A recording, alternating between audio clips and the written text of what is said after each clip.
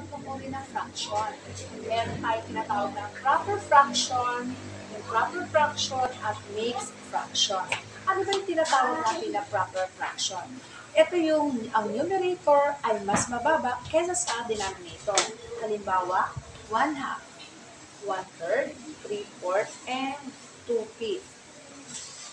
Ano naman daw yung improper fraction? Ang tinatawag natin improper fraction kapag ang numerator ay mas mataas sa denominator.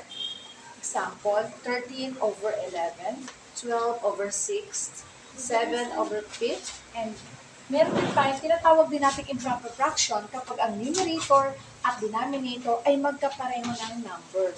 Halimbawa, 8/8, 7/7, 5/5. Okay. So, ang ikatatlo nating uri ng fraction ay ang mixed fraction. Ito yung may halong whole numbers and fraction. Halimbawa, 3 and 1/2. 4 and 2/5. Yan ang tinatawag natin ng mixed fraction. Ito. Ano naman ngayon ang tawag dito sa 3/2? Mixed fraction, proper fraction ba, or improper fraction?